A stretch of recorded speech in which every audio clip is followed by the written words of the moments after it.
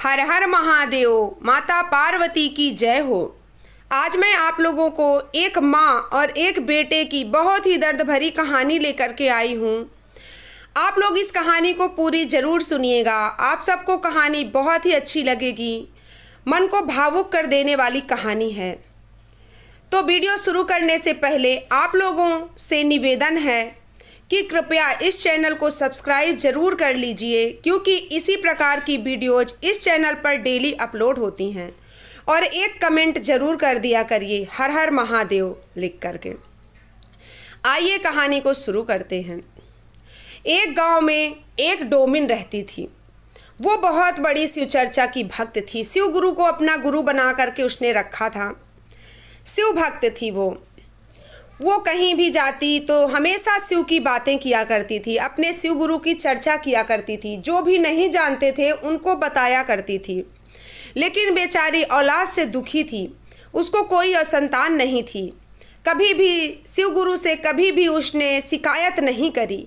वो हमेशा ये सोचती कि शायद मेरे कर्म का यही लेखा है जो मुझे इस जन्म में भुगतना पड़ रहा है, लेकिन मैं अपने शिव गुरु को नहीं छोड़ सकती।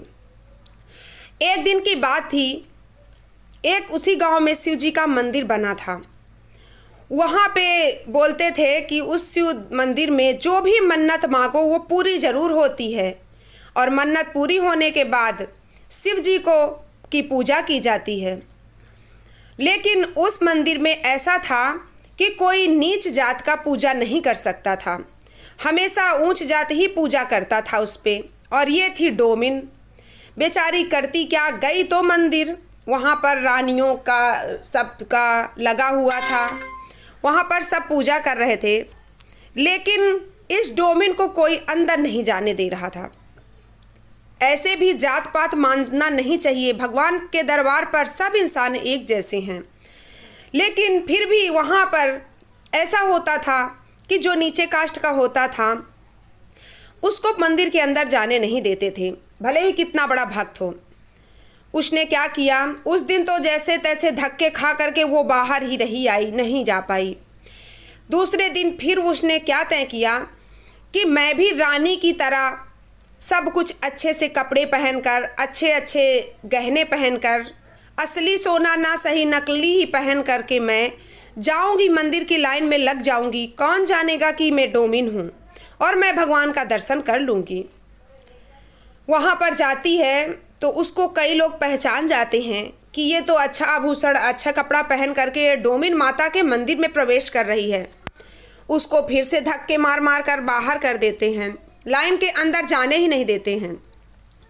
वहीं पे उसका मन दुखी हो जाता है और वो शिव गुरु से कहती है, हे शिव गुरु, आप तो अंतर्यामी हैं, आप मेरे मन की व्यथा अच्छे से जानते हैं, मेरे मन की पीड़ा आप समझते हैं गुरु, और मैं मंदिर आना चाहती हूँ, आपके दर्शन करना चाहती हूँ। लेकिन यहाँ पर जातिवाद इतना फैला हुआ है कि लोग मुझे अंदर जाने नहीं दे रहे हैं।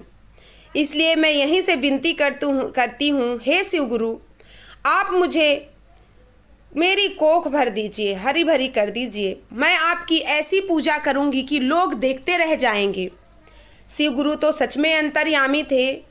उनको ज़्यादा सुंदरता से कोई मतलब नहीं होता था कि कौन अच्छा पहन के आया है, कौन खराब पहन के आया है, कौन अच्छा है, कौन खराब है, कौन उच्च जाति का है, कौन नीच जाति का है। बस उन्हें ये होता था कि मन अच्छा होना चाहिए। मन अगर भक्ति में लगा है तो शिव गुरु उसके अवश्य होते हैं। शिव गुरु उसकी मुराद पूरी कर दिए।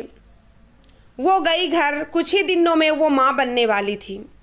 उसने खूब सुंदर लड़के को जन्म दिया, पुत्र को।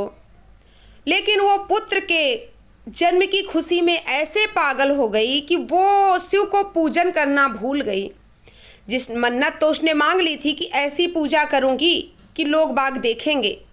शिव जी ने भी कहा कि देखते हैं, हम भी बालक तो दे दिया हमने, अब हम भी देखते हैं कि कैसी पूजा ये डोमिन करती है कि लोग गौवा जमार के देखते रह जाते हैं। अब वो तो व्याकुल थी, अपने बच्चे की खुशी में ऐसे व्याकुल हुई कि सब पूजा पाठ करना भूल गई। 4 से 5 साल बीत गए, उसने कोई पूजा पाठ नहीं करी। अब एक दिन सपने में शिव गुरु ने कहा, दर्शन दिया उसको और कहने लगे, तू कुछ भूल रही है। तूने मंदिर में जा कर के मन्नत मांगी थी कि तुझे पुत्र हो जाए, तो तू ऐसी पूजा करेगी कि लोग देखते रह जाएंगे, लेकिन तूने पूजा नहीं किया। डोमिन सुबह उठकर व्याकुल रही, मन घबराया हुआ था उसका और सोचने लगी, अच्छा हुआ मेरे सपने में शिव गुरु ने बता दिया, अन्यथा मेरे पुत्र के साथ कुछ अनहोनी हो जाती तो मैं जिंदगी भर किसको मुंह दिखाती। अब उसने सोचा कि मैं ऐसी ही पूजा करूंगी।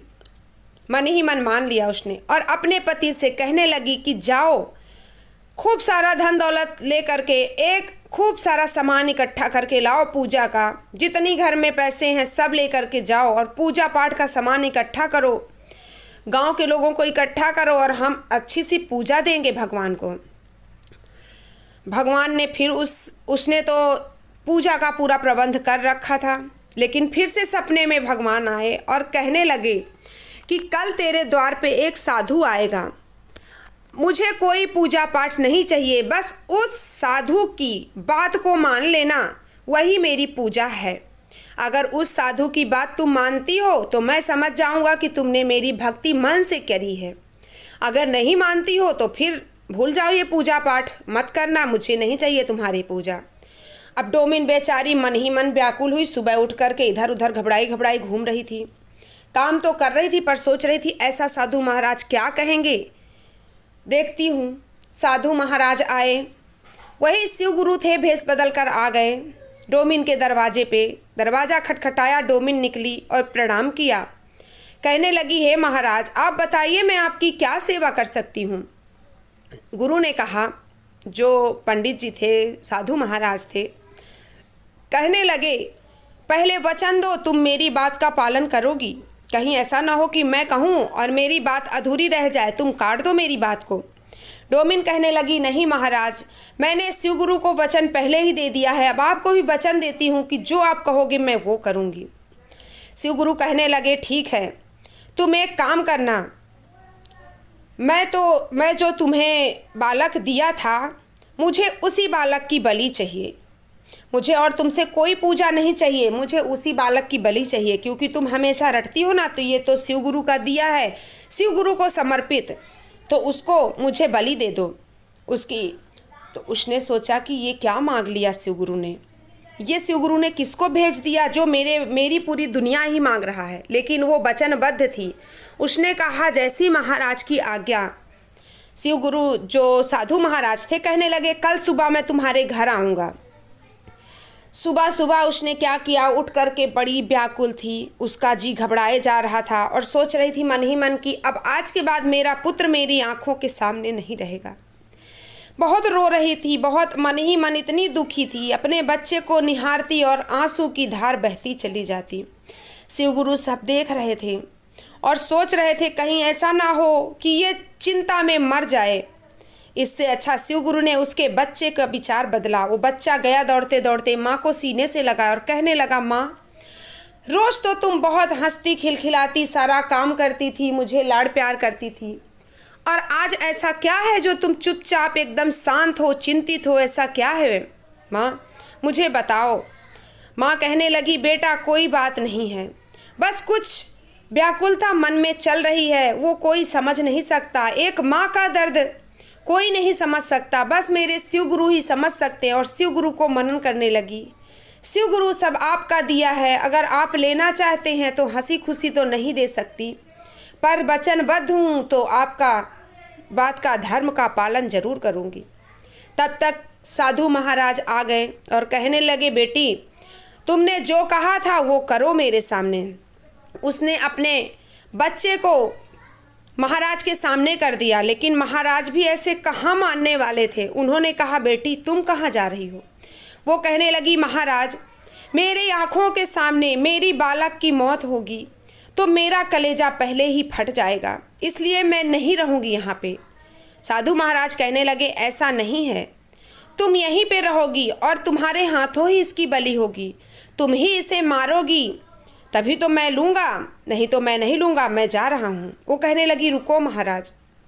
और वो जैसे ही अपने बच्चे को तलवार की धार से काटने लगती है वैसे ही शिव गुरु उसका हाथ पकड़ लेते हैं और कहते हैं, बेटी आज मैं धन्य हूँ, तुम्हारी भक्ति से इतना प्रसन्न हूँ कि इस दुनिया में, जो कि ये दुनिया इतनी लालची है, इतनी मतलबी है, इस मतलबी दुनिया में कोई ऐसा भी सच्चा भक्त है जो शिव गुरु के लिए अपना स्वयं का बेटा कुर्बान करने चली थी। आज ऐसी भक्ति मैं देख रहा हूँ जैसी भक्ति मैंने कभी जिंदगी में नहीं देखी। आज मैं तुम्हारे ऊपर बहुत प्रसन्न हूँ, मांगो क्या मांगना चाहती हो। वो कहने लगी, हे भगवान, हे शिव गुरु, मुझे पता है आप मेरे गुरु हो। आप मुझ पे ऐसी कृपा करें कि मैं जिंदगी भर आपको गुरु बनाकर रखूं, आपके 3 सूत्रों का पालन करूं, आपकी सेवा भाव भक्ति करूं और मेरे बच्चे और मेरी पति की दीर्घ आयु दे दीजिए भगवान। बस मुझे और कुछ नहीं चाहिए, बस सुखी सुखी जीवन बिताना चाहती हूँ। भगवान भोलेनाथ उसको वरदान देकर वहाँ से अंतर ध्यान हो गए। तो हे शिव गुरु, जैसे आपने उसकी रक्षा की वैसे सबकी रक्षा करना, जैसे उसकी परीक्षा ली वैसे इस कलयुग में किसी की परीक्षा मत लेना महादेव, क्योंकि इस दुनिया में कोई भी इतनी कठिन परीक्षा नहीं दे पाएगा। शिव गुरु, बस सबके बच्चों की रक्षा करना, सबके पति की लंबी दीर्घायु देना। मेरी ये कहानी आपको कैसी लगी, आप लोग मुझे कमेंट में ज़रूर बताइए। कहानी अच्छी लगी हो तो वीडियो को लाइक और चैनल को सब्सक्राइब ज़रूर कर दीजिए फ्रेंड्स। हर हर महादेव, घर घर महादेव, माता पार्वती की जय हो।